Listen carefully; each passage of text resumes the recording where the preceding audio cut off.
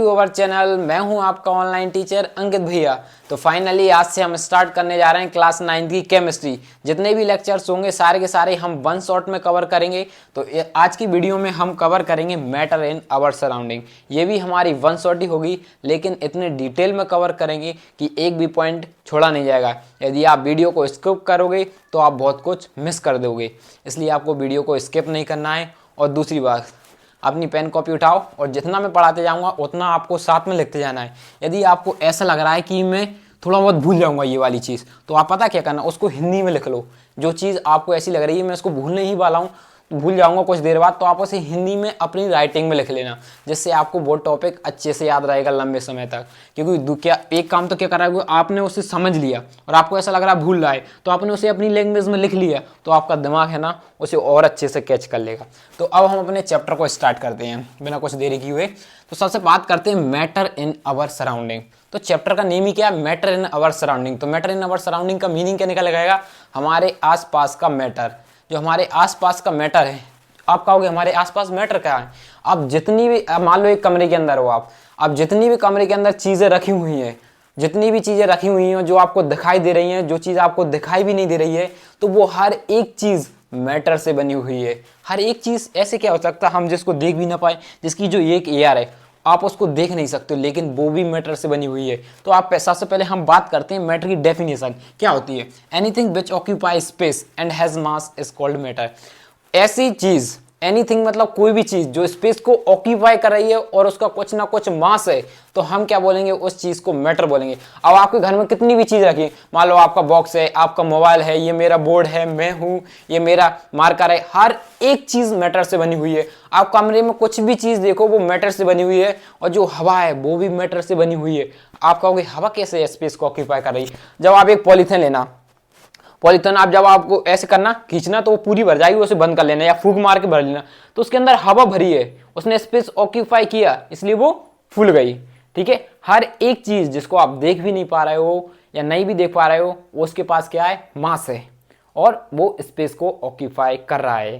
ठीक है, तो आप इतना है समझ में। एग्जाम्पल की बात करने, जो एयर है, एयर में भी क्या है, एयर भी क्या है, एक तरीके से मैटर है, क्योंकि वो कुछ ना कुछ स्पेस को ऑक्यूपाई कर रही। जब आप सुबह खाना खाते हो तो वो भी क्या है, एक तरीके का मैटर है। या किसी ने स्मेल सूंघाई, आपने स्मेल सूंघी, तो ये कुछ ना कुछ उसमें पार्टिकल्स होंगे, वो आपकी नाक तक पूछे, तो अपनी, जैसे कि अगरबत्ती है, अगरबत्ती में से वो धुआं निकलता है, वो भी क्या है, एक तरीके का मैटर है। हर एक चीज मैटर है। आगे बात करेंगे क्या चीज मैटर नहीं है, जैसे कि हाइड्रोजन है, ये भी क्या है, एक गैस, और ये भी ऑक्सीजन है, शुगर यानी शक्कर, सैंड है, ये हर एक चीज क्या है, मैटर है।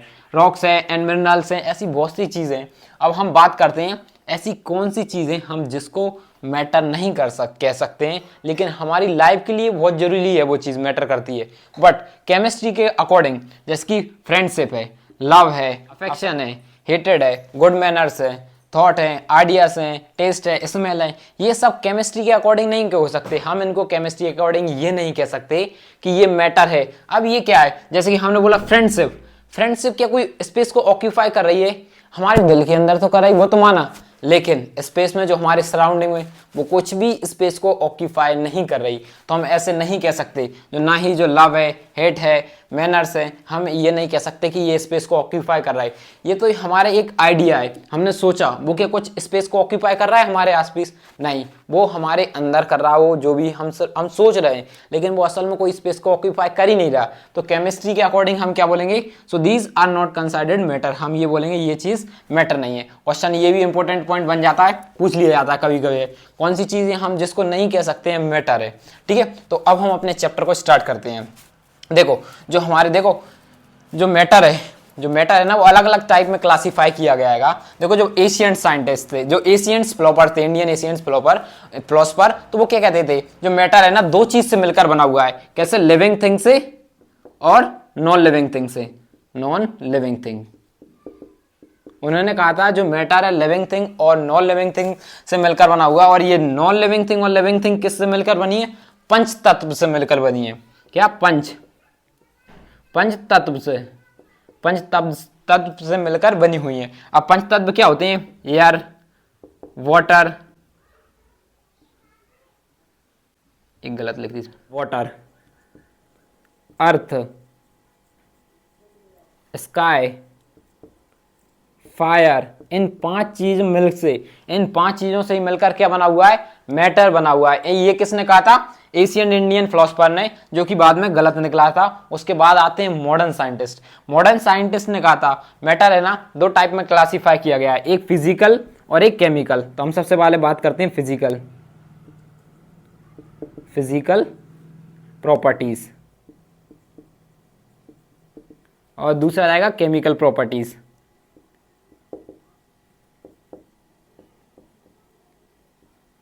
तो सबसे पहले हम बात करेंगे फिजिकल प्रॉपर्टीज के बारे में। देखो फिजिकल प्रॉपर्टीज में ना मैटर को 3 टाइप में क्लासिफाई किया गया था, सॉलिड में किया गया है, लिक्विड में किया गया है, और गैसेस में किया गया है। और ये हमें अभी इसी के बारे में हमारे लिए पूरा पढ़ना है, और हमें बात करेंगे केमिकल प्रॉपर्टीज की, इसके नेक्स्ट चैप्टर में पढ़ेंगे। लेकिन केमिकल प्रॉपर्टीज में भी मैटर को 3 टाइप में क्लासिफाई किया गया है। पहला तो किया गया है एलिमेंट्स में, दूसरा किया गया है कंपाउंड में, और तीसरा किया है मिक्सचर में। ठीक है, तो अब आप हेडिंग डालो केमिकल प्रॉपर्टीज। अब हम अपने चैप्टर को यहीं से बढ़िया स्टार्ट करते हैं। तो पहले आप ये अच्छे से नोट करो, मैं रफ करता हूं, फिर हम केमिकल प्रॉपर्टीज के बारे में डिस्कस करते हैं। तो मैं थोड़ा साइड हो जाता हूं। तो सबसे पहले हम ये जानेंगे कि मैटर बना किससे होता है, फिर उसके बाद हम आगे बढ़ेंगे। तो मैटर किससे बना होता है, matter is made up of tiny pieces और पार्टिकल। जो मैटर है ना बहुत ज्यादा छोटे छोटे टिनी पीसेस, बहुत छोटे छोटे टिनी पीसेस या फिर बहुत छोटे छोटे पार्टिकल से मिलकर बना होता है। जैसे कि ये मैं मार्कर की बात करूं तो ये मार्कर है, इसमें मिलियंस ऑफ टिनी पीसेस या फिर पार्टिकल्स आपस में जुड़ गए होंगे, उसके बाद उसने एक तरीके से मैटर बनाया हुआ। आप जिस भी चीज को देख रहे हो वो बहुत छोटे छोटे पार्टिकल से बना हुआ है। जब वो पार्टिकल्स आपस में चिपक जाते हैं उससे क्या बन जाता है, एक मैटर बन जाता है। और आगे क्या बोलेगा, this particle which made up of matter are so small. ये जो पार्टिकल होते हैं जो मैटर को बना रहा है, ये बहुत ज्यादा छोटे छोटे होते हैं, बहुत ही ज्यादा छोटे छोटे होते हैं कि हम इसको माइक्रोस्कोप से भी नहीं देख सकते हैं। इसमें ये लिखा so very small we can not see them even with a powerful high microscope. बहुत ज्यादा पावरफुल वाले माइक्रोस्कोप होते हैं, उनसे भी हम नहीं देख सकते हैं। जैसे कि हम देखो, ये हम एक पानी की ड्रॉप लेते हैं, छोटी सी एक ड्रॉप होती है, आप जानते हो पानी गिरता है इस तरीके से एक ड्रॉप, उसमें पता है कितने पार्टिकल्स होते हैं, 10 की पावर 21। मतलब कहने का मतलब ये, हम 10 के पीछे 21 जीरो लगाएंगे तब जाके हमको क्या मिलेगा, इतने पार्टिकल्स होते हैं एक वाटर की ड्रॉप के अंदर। ये जो वाटर की ड्रॉप है इसके पास मास भी है और कुछ ना कुछ स्पेस को ऑक्यूपाई भी कर रहा है। तो इसको ये क्या है, एक तरीके से मैटर है, और इसमें इतने ज्यादा पार्टिकल्स होते हैं 10 की पावर 21। समझ में आया। तो मैटर किससे बना होता है, एक टाइनी स्मॉल पीस से या फिर पार्टिकल से बना होता है। तो अब हम आगे बढ़ते हैं और बात करेंगे कैरेक्टरिस्टिक्स की। तो पहले आप ये नोट करो, मैं इसे रफ करता हूं। तो अब हम बात करेंगे characteristics of particles of matter के बारे में, कि मैटर की क्या क्या कैरेक्टरिस्टिक्स होती हैं। तो टोटल 4 कैरेक्टरिस्टिक्स होती हैं, हम एक एक करके सबको डिस्कस करेंगे और साथ ही साथ में हम इनको प्रूव भी करते जाएंगे। तो पहली कैरेक्टरिस्टिक्स क्या आती है, जो particles of matter are very very smalls. जो मैटर के जो पार्टिकल्स होते हैं ना बहुत ज्यादा स्मॉल्स होते हैं। क्या पार्टिकल्स बहुत ज्यादा बहुत ही ज्यादा छोटे होते हैं। देखो हमारे पास एक एक्टिविटी दी गई है जो कि आपकी एनसीईआरटी बुक में है, तो हम उसी के थ्रू प्रूव करेंगे। क्या बोला गया है, देखो हमें क्या करना है, डिसॉल्व करना है 2-3 क्रिस्टल्स। किसके लेना है, पोटेशियम परमैंगनेट के। क्या लेना है, 2-3 क्रिस्टल लेना है। पोटेशियम परमैंगनेट का फॉर्मूला होता है KMnO4। ठीक है, ये फॉर्मूला होता है, वैसे तो पूछा नहीं जाएगा। ठीक है, और हमें क्या करना है, ये जो क्रिस्टल है, मान लेते हैं ये हमारे पास ये क्रिस्टल हैंगे पोटेशियम कार्बोनेट को, हमें क्या करना है 100 ml वाटर में इसको डिसॉल्व कर देना है। हमने इसको क्या कर दिया, 100 बॉटल ml में डिसॉल्व कर दिया। ठीक है, 100 ml में वाटर में डिसॉल्व कर दिया। तो पता क्या हुआ, जब हमने इसको डिसॉल्व किया तो हमारा पूरा कलर कैसा हो गया, पर्पल कलर का हो गया। कैसा कलर हो गया, पर्पल कलर का हो गया। अब पर्पल कलर का हो गया, अब हमने क्या किया, इसमें से हमने 10 ml वाटर लिया और दूसरे प्योर, इसमें कितना था 90 ml वाटर था। ठीक है, अब 90 इसमें हमने डाला तो ये भी कैसा हो गया, पर्पल कलर का हो गया। फिर हमने उसमें फिर इसमें से डाला, फिर इसमें डाला तो ये भी पर्पल कलर का हो गया, बस थोड़ा लाइट होते जा रहा। हमने इसमें डाला फिर पर्पल कलर का हो गया, इसमें डाला फिर भी पर्पल कलर का हो गया, फिर इसमें डाला फिर पर्पल कलर का हो गया, फिर इसमें डाला फिर पर्पल कलर का हो गया, लेकिन लाइट होते जा रहा था पर्पल कलर। तो इससे पता क्या पता चला, जो हमारी क्रिस्टल के तो 2-3 क्रिस्टल लिए थे वो छोटे छोटे पीस में डिवाइड होते जा रही। यहाँ पे और हो गई, फिर यहाँ पे और छोटे पीसेस में डिवाइड हो गई, फिर और इसमें और छोटे स्मॉल पार्टिकल्स में हो गई, इसमें और छोटे स्मॉल पार्टिकल्स हो गए, इसमें और छोटे पार्टिकल्स हो गए, और छोटे छोटे पार्टिकल्स होते ही जा रहे थे। तो इससे हमें पता चला कि जो मैटर्स के जो पार्टिकल्स होते हैं बहुत ज़्यादा छोटे होते हैं, बहुत ही ज़्यादा छोटे होते हैं। ठीक है, इसमें यही बोला गया, देखो हमने ये कम से कम 6 से 7 बार रिपीट किया, 6 से 7 बार रिपीट किया, तब भी हमारा कलर चेंज होते गया, लेकिन बस थोड़ा लाइट होते गया था, क्योंकि उसके पार्टिकल बहुत छोटे होते ही जा रहे थे, होते ही जा रहे। तो हमें क्या ऑब्जर्वेशन मिला, water remains colour even after many dilution. तो कलर हमारे लिए कैसा देखे, जो वाटर था वो कैसा होता जा रहा था, कलर होते जा रहा था, उसमें हमने बहुत बार डाइल्यूशन किया। उससे हमारी कंक्लूजन क्या निकल के आई, just a few crystal can colour a lot of water. हमने फ्यू क्रिस्टल लिए थे, क्या थोड़े बहुत ही कलर क्या लिए थे, हमने कलर लिया था, क्रिस्टल लिए थे, तो उसने पूरे वाटर में क्या कर दिया, लॉट ऑफ कलर कर दिया, बहुत ज्यादा कलर कर दिया। Showing there are many millions of tiny. इससे पता चलता है बहुत ज्यादा छोटे छोटे मिलियंस ऑफ टिनी पार्टिकल्स होते हैं एक क्रिस्टल में, ईच क्रिस्टल मतलब एक क्रिस्टल के अंदर। समझ में आया। तो हमारे यहाँ से पहली कैरेक्टरिस्टिक्स कहती है जो पार्टिकल है बहुत छोटे छोटे स्मॉल पार्टिकल से बना होता है, सॉरी जो मैटर है बहुत छोटे छोटे पार्टिकल से मिलकर बना होता है। तो अब हम दूसरी कैरेक्टरिस्टिक्स की बात करते हैं, तो पहले आप इसको नोट करो, मैं रफ करता हूँ। बात करेंगे मैटर की सेकंड कैरेक्टरिस्टिक्स की। तो मैटर की सेकंड कैरेक्टरिस्टिक क्या होती है कि the particles of matter have space between them. जो मैटर के पार्टिकल्स होते हैं उनके बीच में थोड़ा थोड़ा स्पेस भी होता है। ऐसा नहीं होता कि बिल्कुल टाइटली पैक्ड होते हैं, नहीं, उनके अंदर थोड़ा थोड़ा स्पेस होता है। अब आप कहोगे इसे प्रूव करके बताओ। डोंट वरी अंकित भैया इज हियर, डोंट फियर। देखो हम इसे प्रूव करेंगे। आपको करना क्या है, एक गिलास लेना है, गिलास को पानी से भर लेना है। अब आपने जितना भी पानी भराएगा आप क्या करना, वहां पे मार्क कर लेना। जैसे कि मान लो ये मेरा बीकर है, ठीक है, अब मैंने बीकर को मार्क कर लिया, इसमें इतना पानी भर के। अब इसके अंदर मैंने क्या ऐड कर दिया, शुगर ऐड करी। आप शुगर की जगह सॉल्ट भी ऐड कर सकते हो, 1-2 चम्मच आप सॉल्ट भी ऐड करना।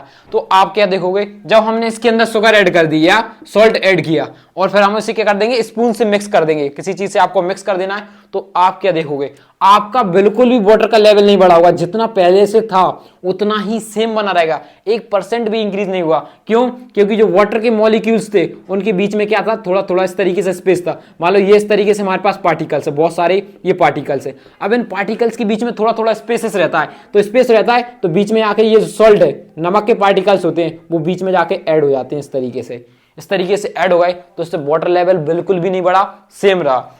तो यही बोला है हमारे एग्जांपल में, क्या बोला गया है, when sugar is dissolve in water there is no changing in the volume of dissolving sugar in water. तो देखो कोई भी चेंज नहीं आया जब हमने वाटर के अंदर क्या डाला, शुगर को डाला, और तो क्या हुआ, there is no change in volume, volume में कोई भी चेंज नहीं आया, बिल्कुल भी चेंज नहीं आया। इससे हमें पता चलता है there are space between the particles of water. इससे हमारे लिए पता चला कि जो पार्टिकल्स होते हैं वाटर के, उनके अंदर क्या होता है, स्पेस होता है। जैसा कि आप लोगों ने देखा है, ये पार्टिकल्स के वाटर थे, ये सॉरी वाटर के पार्टिकल्स थे, तो हमने यहाँ पे थोड़ा थोड़ा नमक डाला है, तो नमक के पार्टिकल क्या हुआ है, नमक के पार्टिकल इसमें जाकर ऐड हो गए। ठीक है, तो क्या बोला गया आगे, the particles in water are not slightly packed. जो वाटर के जो पार्टिकल्स होते हैं वो स्लाइडली पैक्ड नहीं होते, इस तरीके से दूर दूर रहते हैं, ये इस तरीके से दूर दूर होते हैं। दे आर समवॉट लूजेस, मतलब कि ये थोड़ा थोड़ा दूर दूर रहते हैं, हालांकि बिल्कुल चिपके नहीं होते, थोड़ा थोड़ा सा दूर दूर रहते हैं। हैविंग स्पेस बिटवीन देम, और इनके बीच में क्या होता है, थोड़ा थोड़ा स्पेस रहता है, जिससे ये जो सॉल्ट के सॉल्यूशन था, या फिर जो सॉल्ट था, या फिर जो शुगर थी, वो जाकर इनके बीच में ऐड हो जाती है, जिससे वाटर का वॉल्यूम इंक्रीज नहीं होता है। ये थी हमारी सेकंड प्रॉपर्टी। सेकंड प्रॉपर्टी क्या, सेकंड कैरेक्टरिस्टिक्स क्या बोलती है, the particles of matter have space between them. इससे हमने पता चल चुका है कि जो मैटर के जो पार्टिकल्स होते हैं उनके बीच में स्पेस भी होता है। तो अब हम बात करते हैं थर्ड कैरेक्टरिस्टिक की। तो पहले आप इसको नोट करो, मैं रफ करता हूं और आपको न्यू पॉइंट लिखता हूं।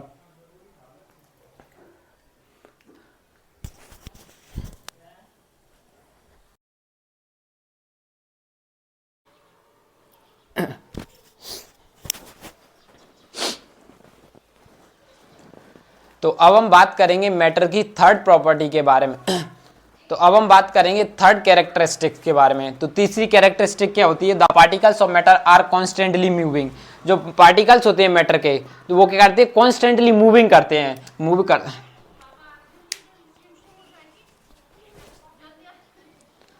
तो अब हम बात करते हैं थर्ड कैरेक्टरिस्टिक्स ऑफ मैटर के बारे में। तो तीसरी कैरेक्टरिस्टिक्स क्या होती है मैटर की? The particles of matter are constantly moving. जो मैटर के जो पार्टिकल्स होते हैं वो कॉन्स्टेंटली मूविंग करते रहते हैं, मूव करते रहते हैं। मान लेते हैं ये हमारे पास कोई सा भी एक सॉलिड बॉडी है या कोई सा भी सब्सटेंस है, अब इसके अंदर ये जो पार्टिकल्स होते हैं, ये छोटे छोटे ये जो पार्टिकल्स होते हैं, ये इधर उधर मूव करते रहते हैं, कहीं ना कहीं रुकते ही नहीं है, कभी इधर जाते हैं कभी उधर जाते हैं, इधर उधर घूमते ही रहते हैं। अब आप कहोगे इसको प्रूव करके बताओ। कोई टेंशन नहीं, अंकित भैया है यहाँ, आपको एक एक चीज प्रूव किया जाएगा। देखो आपको करना क्या आएगा, ठीक है, आपको करना है एक अगरबत्ती ले लेना है, आप जाना है अगरबत्ती को एक कॉर्नर में जला देना।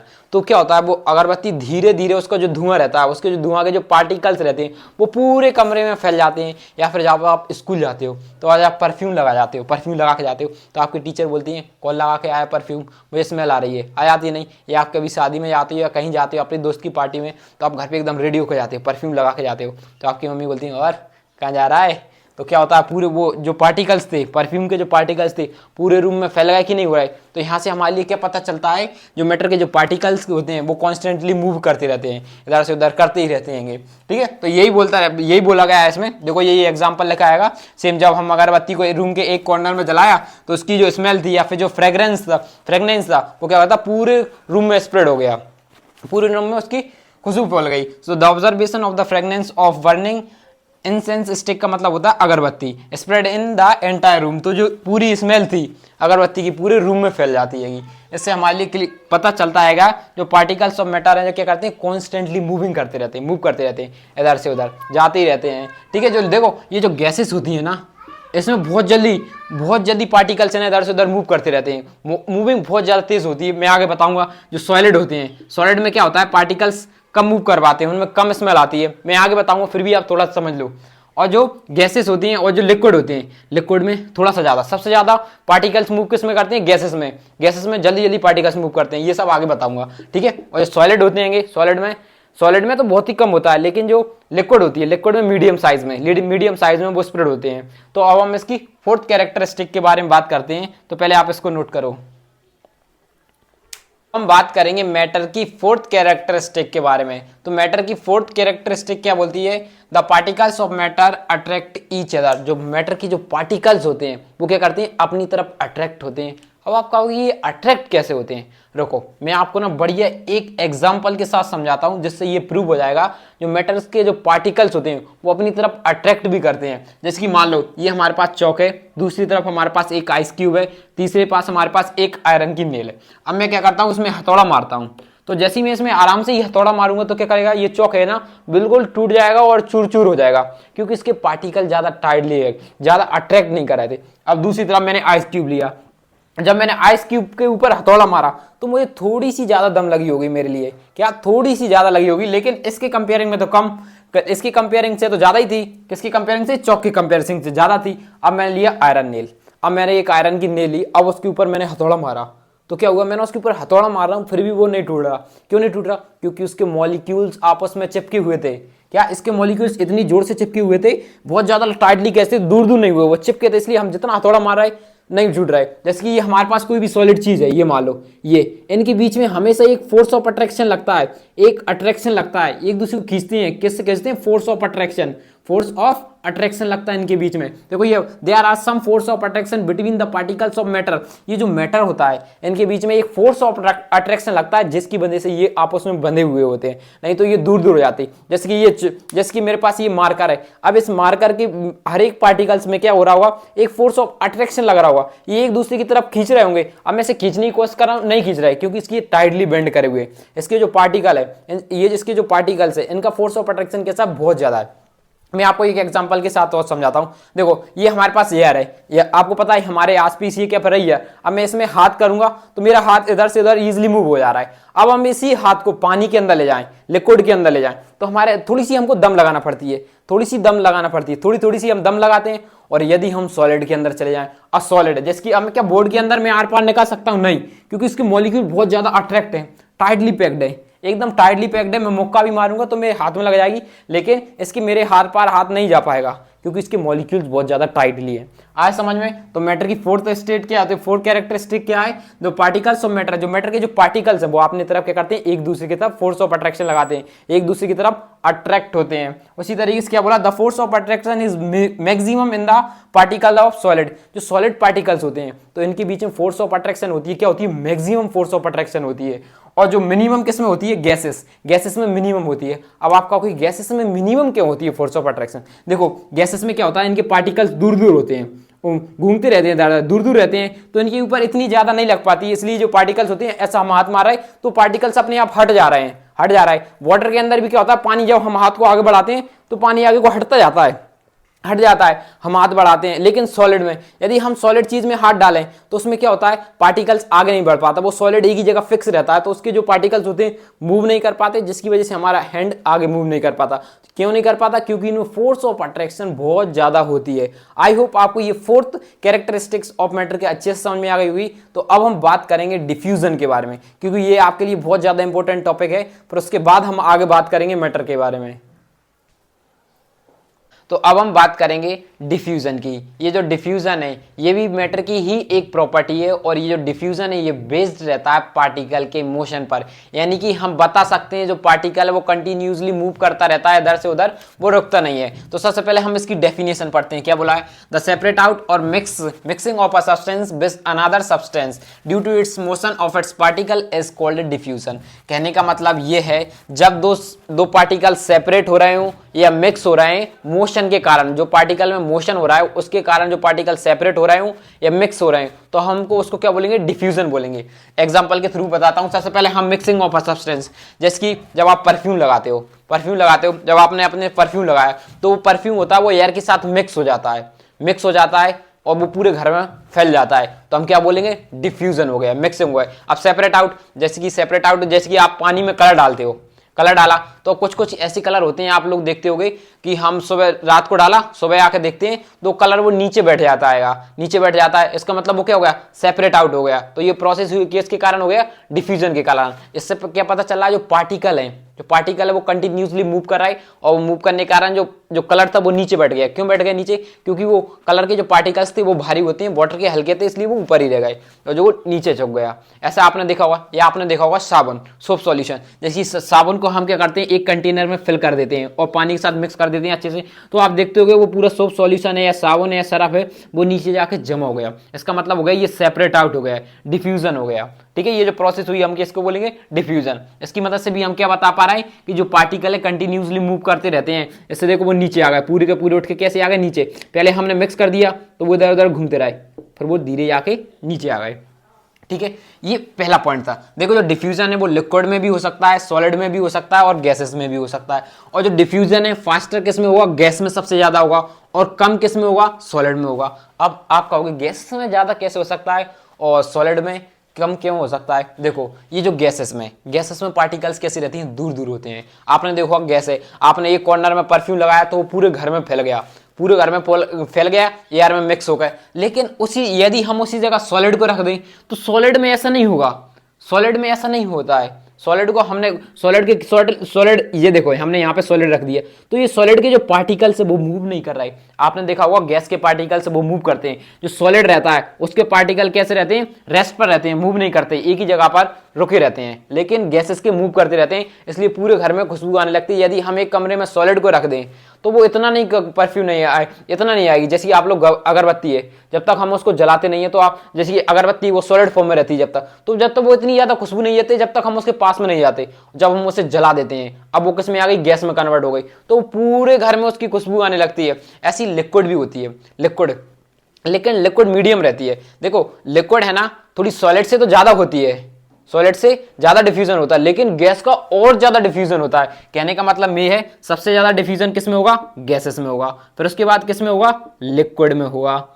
ठीक है, उसके बाद फिर किस में होगा, सॉलिड में होगा। ये पॉइंट इंपॉर्टेंट है। ठीक है, डिफ्यूजन किसके ऊपर है, ये डिफ्यूजन के ऊपर बात की गई है।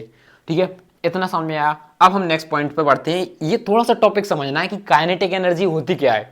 काइनेटिक एनर्जी क्या होती है, जो कि आपको फिजिक्स में भी आप लोग पढ़ोगे आगे जाके, अभी आपने शायद वो चैप्टर नहीं पढ़ा होगा क्योंकि अभी हमारा केमिस्ट्री का भी फर्स्ट चैप्टर चल रहा है, तो इसका मतलब हो सकता है आपका फिजिक्स का भी फर्स्ट चैप्टर पढ़ रहा है, तो आप आगे जाके काइनेटिक एनर्जी के बारे में फिजिक्स में पढ़ोगे। फिर भी देखो यहाँ पे थोड़ी जरूरत है, इसलिए हमने ये टॉपिक लिया है। The energy possess due to the motion of particle is called kinetic energy. जब हम कोई मोशन करें तो हमें एक एनर्जी आएगी, क्या हम जब मोशन करेंगे तो हमें एक एनर्जी आएगी, तो उसी को हम काइनेटिक एनर्जी बोलेंगे।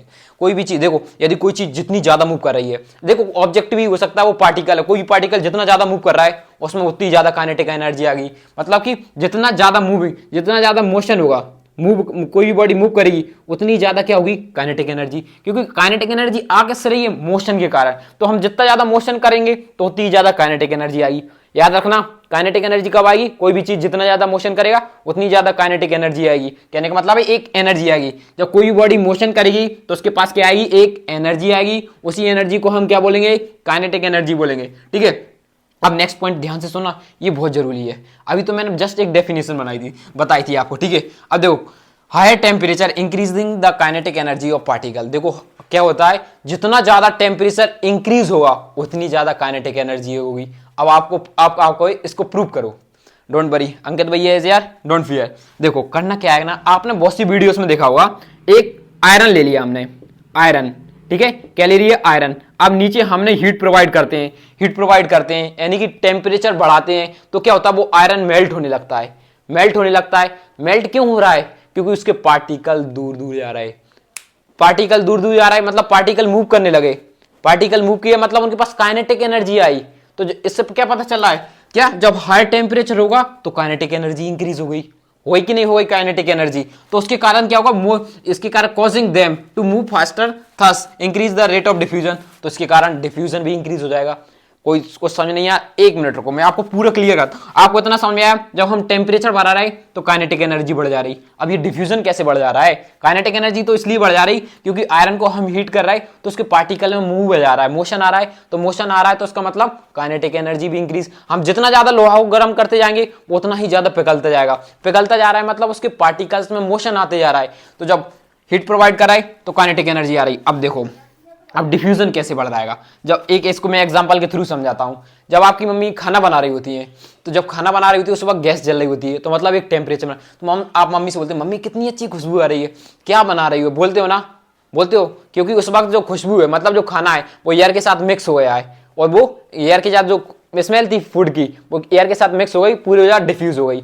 अब मान लो जब हम टेम्परेचर बंद कर दें, मतलब गैस को बंद कर दें, उसके बाद खाना ठंडा हो जाता है, तो क्या इतनी खुशबू आती है, नहीं। वो कब आएगी, जब आप किचन के अंदर जाओगे तब जाके आपको खुशबू आएगी, आपके पूरे कमरे में खुशबू नहीं आएगी। क्यों नहीं आएगी, जब टेम्परेचर ज्यादा होता है तो पार्टिकल्स का मोशन ज्यादा होता है। जब पार्टिकल का मोशन, जितने ज्यादा पार्टिकल का मोशन ज्यादा होगा, कहने का मतलब है जितने ज्यादा पार्टिकल्स का मोशन होगा तो वो उतनी ज्यादा दूर दूर फैलेगी, वो गैस दूर दूर जाएगी, तो उतना ही ज्यादा डिफ्यूजन होगा। तो कहने का मतलब क्या है, जब टेम्परेचर इंक्रीज होगा तो काइनेटिक एनर्जी ज्यादा होगी, काइनेटिक एनर्जी ज्यादा होगी तो डिफ्यूजन ज्यादा होगा। काइनेटिक एनर्जी का ज्यादा होने का मतलब पार्टिकल ज्यादा मूव करेंगे, जल्दी मूव करेंगे, पार्टिकल जल्दी मूव करेंगे, तो जल्दी वो फैलेंगे, दूर दूर जाएंगे।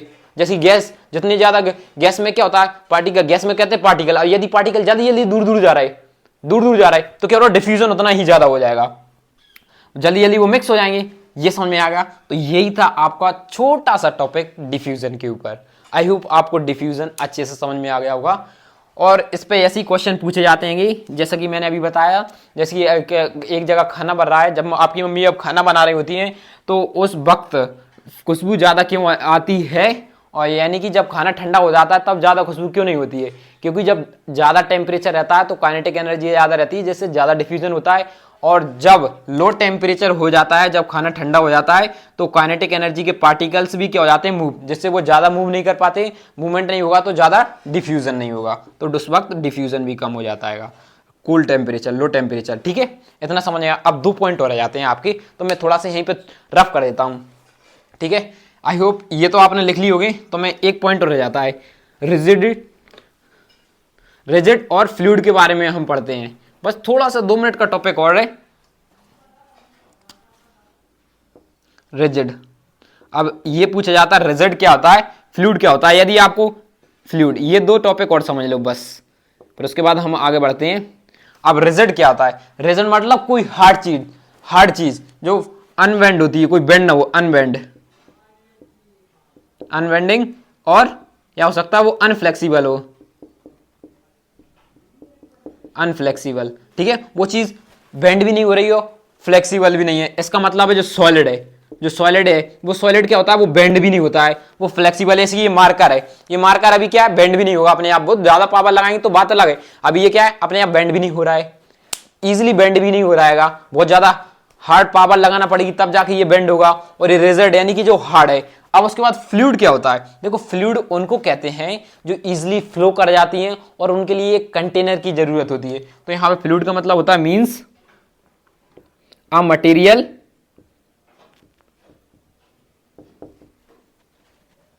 कैन फ्लो इजिली, ऐसा मटेरियल जो इजिली फ्लो हो जाए, and required a vessel to keep it। तो क्या बोला है? फ्लूइड किसको कहते हैं? ऐसे मटेरियल्स जिसको हमें क्या करना पड़े? स्टोर करना पड़े, जो इजीली फ्लो कर जाते हैं, उनके लिए कंटेनर की जरूरत होती है। एग्जांपल के लिए बात की जाए लिक्विड।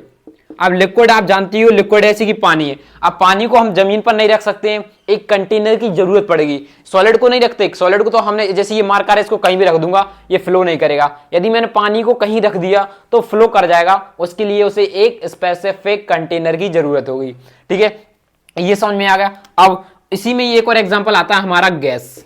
ये जो गैस और लिक्विड है, इसको हम क्या बोलते हैं? फ्लूइड बोलते हैं। गैस और लिक्विड हमारी फ्लूइड होती हैं। अब हम फ्लूइड बोलूंगा तो इसका मतलब होगा मैं गैस और लिक्विड की बात कर रहा हूं, और जब मैं रिजिड बॉडी बोलूंगा इसका मतलब मैं सॉलिड की बात कर रहा हूं। ठीक है, आगे जाके याद रखना। देखो ये गैस, आपका गैस है, आप एलपीजी गैस की बात करो, उसको देखो, आपने देखा होगा सिलेंडर में एलपीजी गैस भरी रहती। अब वो सिलेंडर वो कितना पैक, उसके अंदर कितनी टाइटली गैस भरी जाती। यदि हम सिलेंडर मान लो सिलेंडर के अंदर गैस नहीं करते तो तमाम फैल जाएगी, इजिली फ्लो कर जाएगी, पता नहीं चलेगा कितने जल्दी उड़ जाएगी। तो उसे हमें क्या करना पड़ता है? टाइट कंटेनर में पैक करके रखना पड़ता है। तो ये दो टॉपिक समझ में आए।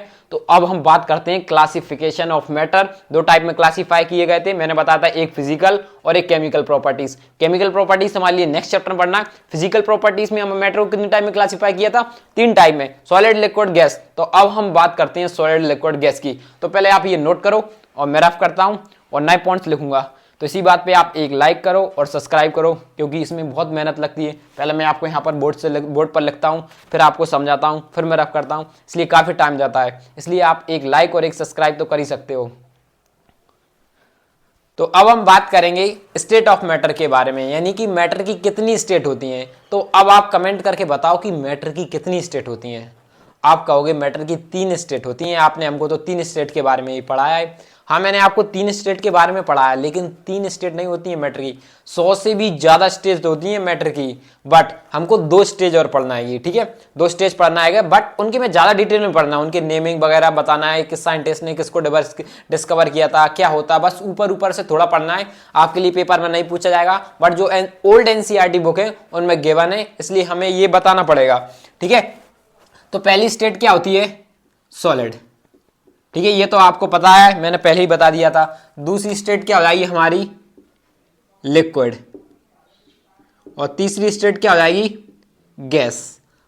ये तीसरी थी। और चौथी स्टेट क्या हो जाएगी, जिसके बारे में हमारी थोड़ा बहुत ही पढ़ना है? प्लाज्मा। और मैटर की 5th स्टेज वो आइंस्टीन कंडेंशिएट, वो आइंस्टीन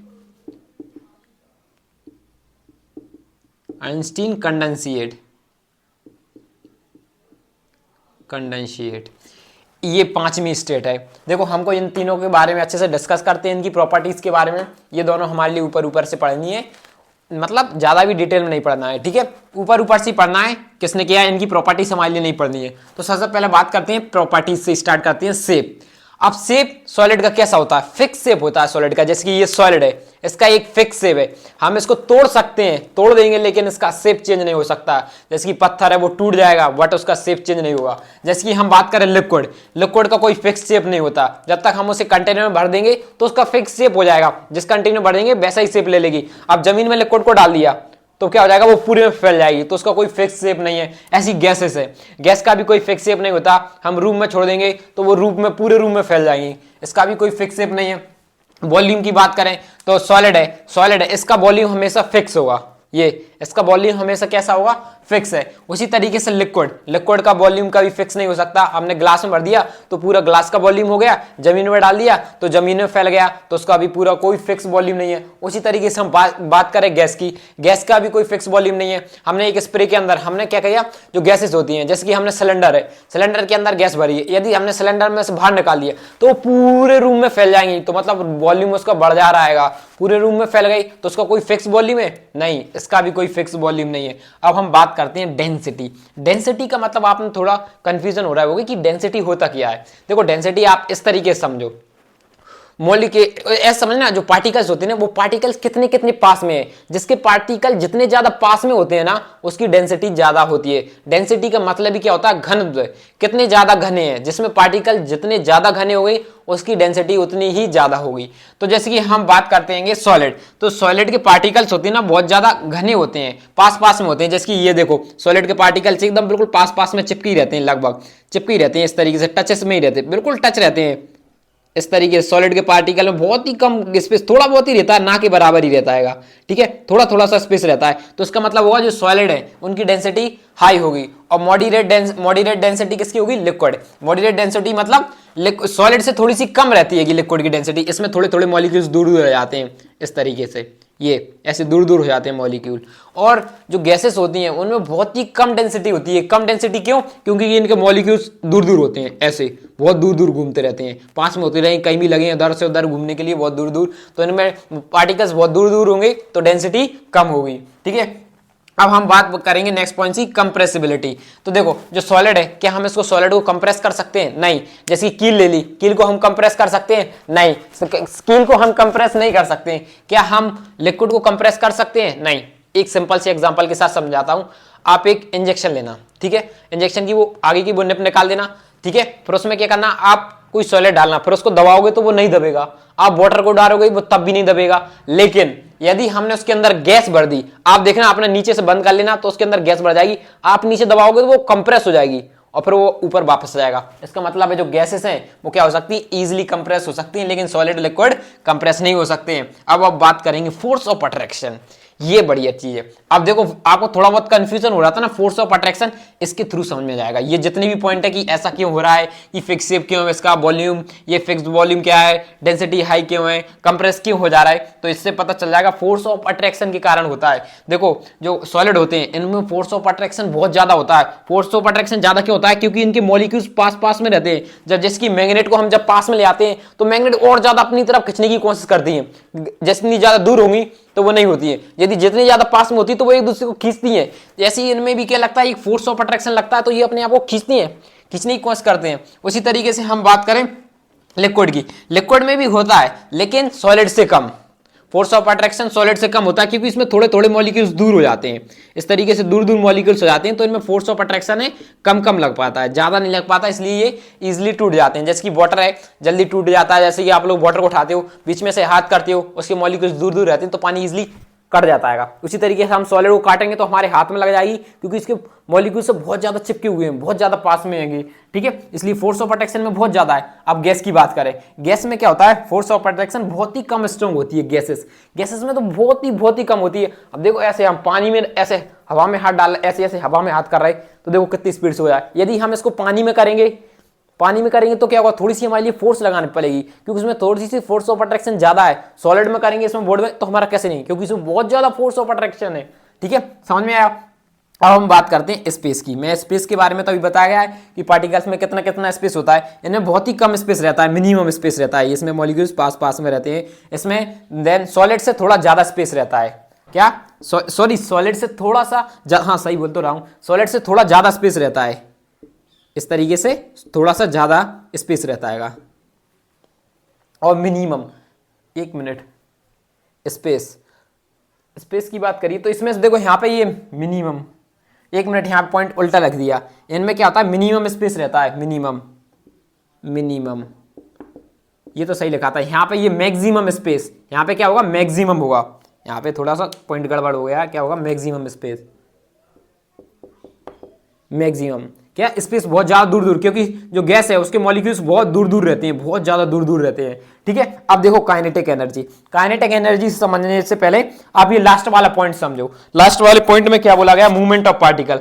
पार्टिकल का मूवमेंट किस तरीके से होता है सॉलिड में। तो सॉलिड में पार्टिकल मूवमेंट नहीं करते असल में, ये इसके जो पार्टिकल है कभी मूव नहीं करते। इसके पार्टिकल क्या करते हैं, वाइब्रेट करते रहते हैं एक ही जगह पर, फिक्स एक ही जगह पर वाइब्रेट करते हैं। उसी तरीके से जो गैसेस हैं, सॉरी जो लिक्विड है, लिक्विड में क्या होता है, पार्टिकल एक दूसरे के ऊपर फिसलते हैं, फिसलते हुए आगे बढ़ते हैं। जैसे कि वाटर है, वाटर को हम नीचे गिराते हैं तो वो फिसलता हुआ एक तरफ आगे को बढ़ता चला जाता है। लेकिन जो गैसेस हैं, गैसेस का क्या होता है, पूरे रूम में फैल जाती है। हम एक जगह परफ्यूम लगाते हैं तो पूरी जगह, लेकिन पानी को हम डालते हैं तो पानी क्या करता है, एक दूसरे के ऊपर उसके वो पार्टिकल ऐसे फिसलते हुए आगे बढ़ते चले जाते हैं, इस तरीके से फिसलते हुए। लेकिन जो गैसेस हैं पूरे रूम में फैल जाती है। अब हम बात करते हैं kinetic energy. Kinetic energy solid में कम क्यों होती है, क्यों होती है, क्योंकि इसके पार्टिकल फिक्स रहते हैं एक ही पोजीशन पर। तो जो पार्टिकल इसमें मूव नहीं करते, पार्टिकल मूव नहीं करेंगे। काइनेटिक एनर्जी कब ज्यादा होगी, जिसमें जितने ज्यादा पार्टिकल्स मूव करेंगे। तो जो सॉलिड है, सॉलिड के पार्टिकल्स मूव नहीं कर, इसलिए इसकी काइनेटिक एनर्जी कम होगी। अब हम बात करते हैं लिक्विड की। अब लिक्विड में क्या होता है, थोड़ी थोड़ी ज्यादा होता है, थोड़ा सा गैप ज्यादा होता है, तो इसमें थोड़े थोड़े पार्टिकल ज्यादा मूव कर जाते हैं, इसलिए थोड़ी सी ज्यादा इसमें kinetic energy higher than solid. Kinetic energy solid से ज्यादा होती है क्योंकि स्पेस थोड़ा सा ज्यादा ज्यादा रहता है। और हाईएस्ट देखो जो गैसेस इसमें बहुत ज्यादा काइनेटिक एनर्जी होती है। क्यों होती है, इसके पार्टिकल बहुत दूर दूर होते हैं और बहुत जल्दी मूव कर जाते हैं। क्या पार्टिकल्स आपने देखो ना, देखो मूव कर जा रहा है ऑल डायरेक्शन में। यदि ऑल डायरेक्शन में जल्दी जल्दी मूव कर रहा है, क्यों कर रहा है, क्योंकि उनके पास काइनेटिक एनर्जी है।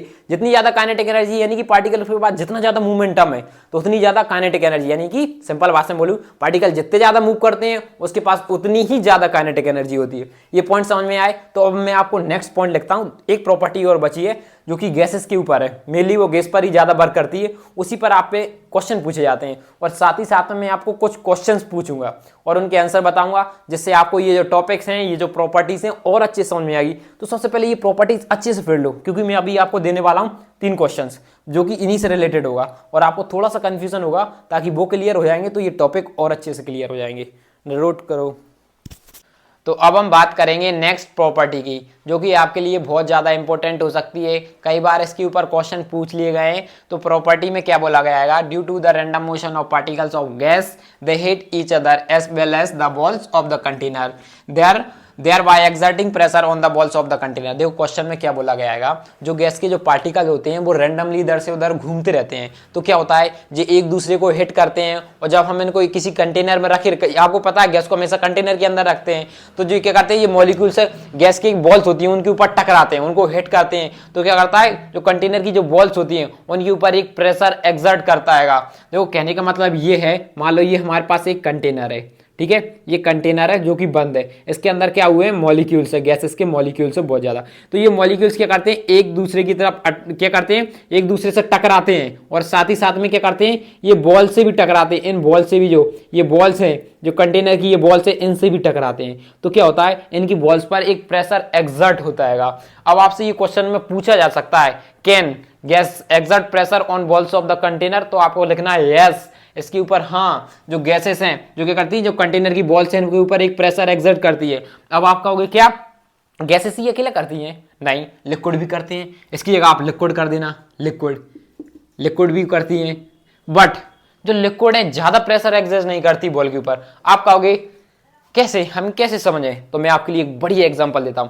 आपको क्या करना है, एक पॉलीथिन में पानी भर लेना है। आपके ऊपर जब पॉलीथिन में पानी भर लोगे तो आप पिंच करना बाहर से एक पेन को, तो आप देखोगे जो गैसेस हैं, जो होगा, जो बलून, जो वाटर होगा वो स्लो स्लो बाहर निकलेगा इतनी स्पीड से, साइड से। जब नीचे से निकालोगे तो ही साइड ज्यादा तेज निकलेगा, लेकिन गैस बगल से भी बहुत तेज से निकलती है स्पीड से। यदि पॉलीथिन में हम गैस भर लें तो गैस स्पीड से निकलेगी, क्योंकि उसमें वॉल पे क्या लगता है, एक प्रेशर एक्सर्ट हो रहा था। तो जो लिक्विड है वो कम स्लो निकलेगी, और लेकिन जो गैस है वो बहुत ज्यादा निकलेगी। अब इसका मतलब ये नहीं है कि सॉलिड पर भी प्रेशर एक्सर्ट नहीं करेगा, नहीं, सॉलिड पर भी प्रेशर लगेगा, बट सॉलिड पर है ना, जो सॉलिड है उन पर सिर्फ और सिर्फ एक साइड ही प्रेशर एक्सर्ट होता है, ओनली वन साइड, एक साइड ही प्रेशर एक्सर्ट होता है, मतलब एक तरफ ही उसके ऊपर जो सॉलिड है वो प्रेशर लगाते हैं, वो सिर्फ नीचे की तरफ लगाते हैं, नीचे, क्योंकि उसके मॉलिक्यूल्स आपस में चिपके होते हैं, तो नीचे की तरफ सिर्फ एक फोर्स लगती है, ग्रेविटेशनल फोर्स की वजह से वो नीचे आने की कोशिश करते हैं और वो साइड इधर नहीं करते। तो आपके ऊपर ये बहुत ज्यादा इंपॉर्टेंट बन जाता है, जो कि मैंने आपको बता दिया है। जो लिक्विड और गैसेस हैं जो क्या करती हैं, जो कंटेनर रहता है और उसकी वॉल्स पर प्रेशर को एक्सर्ट लगता है, ठीक है, ये पॉइंट। और दूसरा, सॉलिड भी प्रेशर को एक्सर्ट करते हैं वॉल्स की साइड पर, बट ओनली वन डायरेक्शन, ठीक है। अब इसके ऊपर कुछ इंपॉर्टेंट क्वेश्चन है जो कि आपकी एनसीईआरटी बुक में कई बार ये क्वेश्चन पूछे जाएंगे, ज्यादा तक तो मैं कह सकता हूं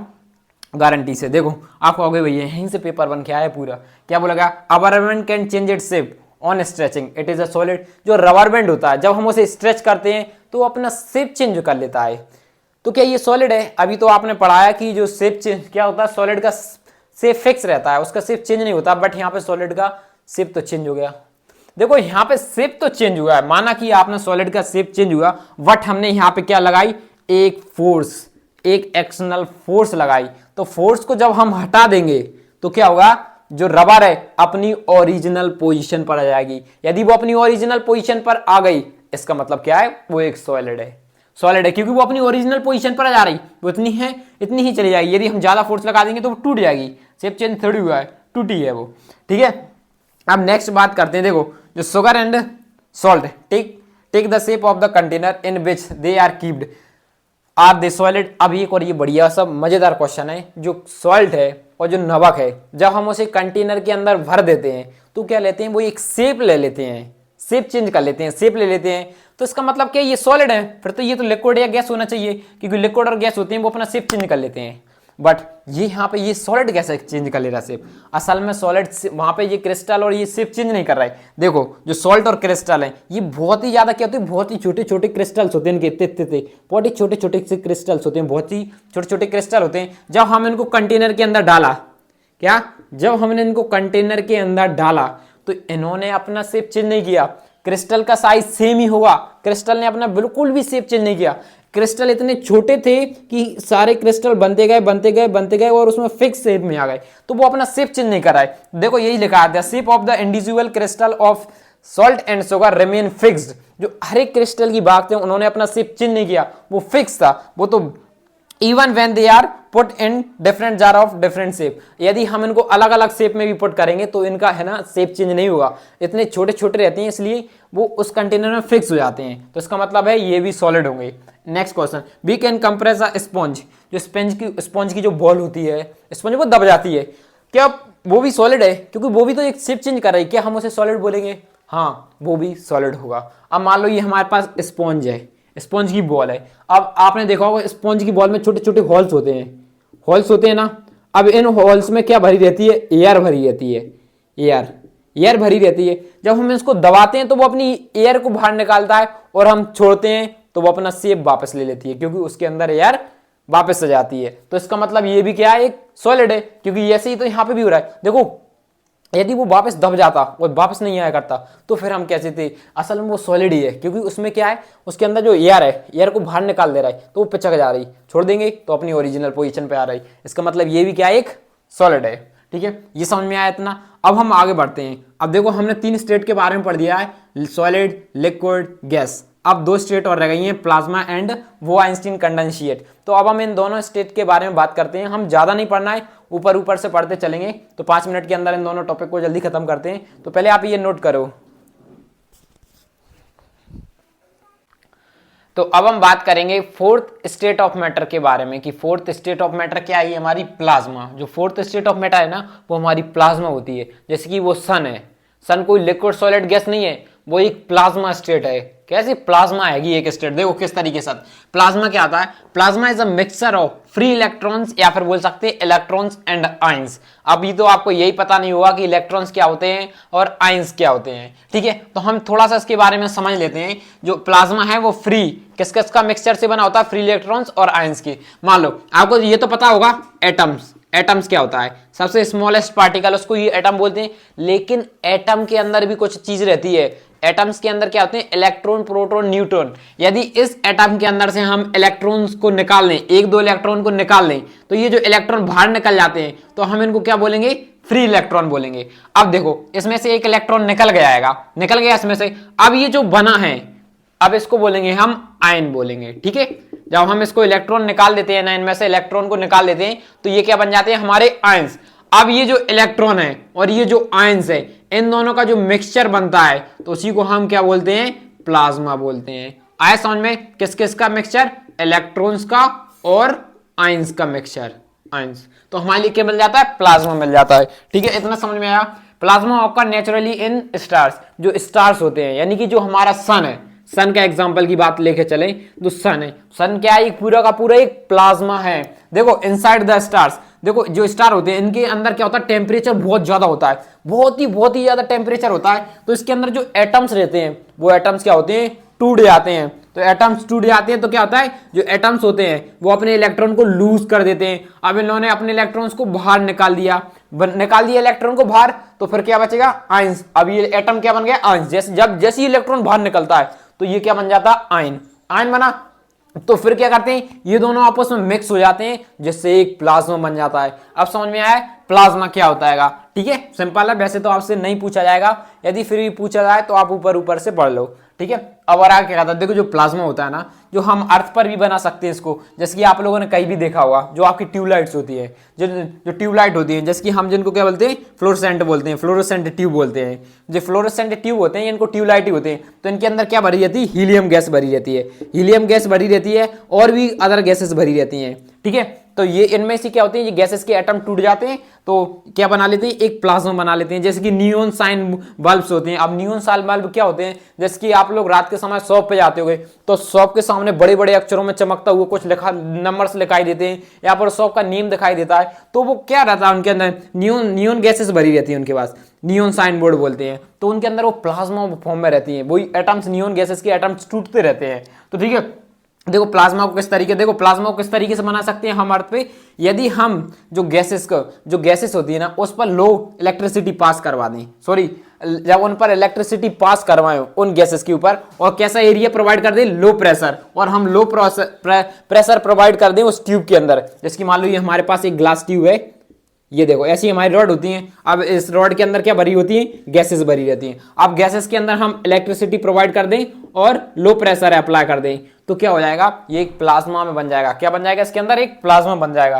तो अब हम बात करते हैं फिफ्थ स्टेट ऑफ मैटर के बारे में। फिफ्थ स्टेट ऑफ मैटर हमारी क्या है, बोस-आइंस्टीन कंडेंसेट। देखो जो बोस-आइंस्टीन कंडेंसेट है ना, इसको दो लोगों ने मिलकर बताया था। देखो पहले थे सत्यमनाथ बोस, जो सत्यमनाथ बोस थे ना, उन्होंने इसके ऊपर वर्क किया। फिर उसके बाद आते हैं एल्बर्ट आइंस्टीन, वो भी इसके ऊपर स्टडी करते हैं। तो ये दोनों मिलके एक नई स्टेट बताते हैं, जिसको नाम कहते हैं बोस-आइंस्टीन कंडेंसेट। देखो जो बोस-आइंस्टीन कंडेंसेट, इसमें क्या होता है, पहले क्या करते हैं, गैस को बहुत ज्यादा ठंडी कर लेते हैं। ये लोग गैस को बहुत ज्यादा ठंडी करते हैं, फिर क्या करते हैं, फिर लो डेंसिटी प्रोवाइड करते हैं, और बहुत ही लो टेम्परेचर प्रोवाइड करते हैं। सुपर लो टेम्परेचर मतलब बहुत ज्यादा लो टेम्परेचर प्रोवाइड करते हैं। अब जो चीज बनती है, अब जो चीज बनी, उसी को क्या बोला, फिफ्थ स्टेट ऑफ मैटर। तो यही थे, थोड़ा सा पढ़ना था आपको, कोई ज्यादा बहुत नहीं पढ़ना है। यदि आपके स्कूल में नहीं करवाया है तो बढ़िया है, आपको उन्होंने मना कर दिया होगा, फिर भी आप पढ़ सकते हो, कोई ज्यादा नहीं था। थोड़ा सा जितना भी लिखा है इससे बाहर वैसे ही नहीं जाने वाला, क्योंकि मैं जो पढ़ाऊंगा इससे एक अक्षर भी बाहर नहीं जाएगा आपका। तो अब हम आगे बढ़ते हैं और अब बात करेंगे हम टेम्परेचर की यूनिट्स के बारे में। तो नोट करो इसे, मैं आपको पॉइंट्स लिखता हूं। देखो यदि मैं एक एक पॉइंट लिखूंगा तो वीडियो बहुत ज़्यादा लंबी होगी, इसलिए मैं बोर्ड पर पहले ही लिख रहा हूं। यदि साथ में लिखते चलूंगा तो वीडियो खींचेगी, जिससे आपका इंटरेस्ट भी खत्म होगा। तो नोट करो।